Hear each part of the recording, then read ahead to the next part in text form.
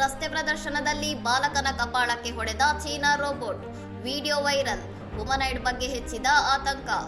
ಚೀನಾದ ಶಾಂಗ್ಸಿ ಪ್ರಾಂತ್ಯದಲ್ಲಿ ನಡೆದ ಸಾರ್ವಜನಿಕ ರಸ್ತೆ ಪ್ರದರ್ಶನದ ವೇಳೆ ಹ್ಯುಮನಾಯ್ಡ್ ರೋಬೋಟ್ನ ಕೈ ಆಕಸ್ಮಿಕವಾಗಿ ಚಿಕ್ಕ ಬಾಲಕನ ಮುಖಕ್ಕೆ ಹೊಡೆದಿರುವ ವಿಡಿಯೋ ವೈರಲ್ ಆಗಿದೆ. ರಸ್ತೆ ಮಧ್ಯೆ ತಿರುಗುತ್ತಾ ಪ್ರದರ್ಶನ ನೀಡುತ್ತಿದ್ದ ರೋಬೋಟ್ನ ವೇಗಕ್ಕೆ ಬಾಲಕ ಸಿಲುಕಿದ್ದು ಅದರ ಕೈ ತಗುಲಿ ಆತನ ಮುಖಕ್ಕೆ ಪೆಟ್ಟಾಗಿದೆ.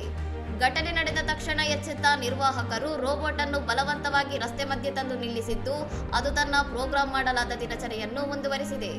ಈ ಕೃತ್ಯ ಎಸಗಿದ ಯಂತ್ರವು ಚೀನಾದ ಪ್ರಸಿದ್ಧ ತಂತ್ರಜ್ಞಾನ ಸಂಸ್ಥೆ ಯುನಿಟ್ರಿ ರೋಬೋಟಿಕ್ಸ್ ತಯಾರಿಸಿರುವ ಜೀವನ್ ಹ್ಯುಮನಾಯ್ಡ್ ಮಾದರಿಯ ರೋಬೋಟ್ ಎಂದು ಹೇಳಲಾಗಿದೆ. ಸುಮಾರು 35 ಕೆಜಿ ತೂಕವಿರುವ ಹಾಗೂ $13,500 ಬೆಲೆಯ ಈ ರೋಬೋಟ್ ಅನ್ನು ಸಂಶೋಧನೆ ಮತ್ತು ಶಿಕ್ಷಣಕ್ಕಾಗಿ ವಿನ್ಯಾಸಗೊಳಿಸಲಾಗಿದೆ. ಚೀನಾದಲ್ಲಿ ಈ ಹಿಂದೆ ರೋಬೋಟ್ ಮಹಿಳೆಯೊಂದಿಗೆ ಜಗಳ ಮಾಡಿದ್ದ ವಿಡಿಯೋ ವೈರಲ್ ಆಗಿದ್ದು, ಈಗಿನ ಘಟನೆ ತಂತ್ರಜ್ಞಾನದ ಸುರಕ್ಷತೆಯ ಬಗ್ಗೆ ಸಾರ್ವಜನಿಕರಲ್ಲಿ ಮತ್ತೆ ಆತಂಕ ಮೂಡಿಸಿದೆ. ಇನ್ನಷ್ಟು ಸುದ್ದಿಗಳಿಗಾಗಿ ನೋಡ್ತಾ ಇರಿ ಸೌರಂ ಟಿವಿ.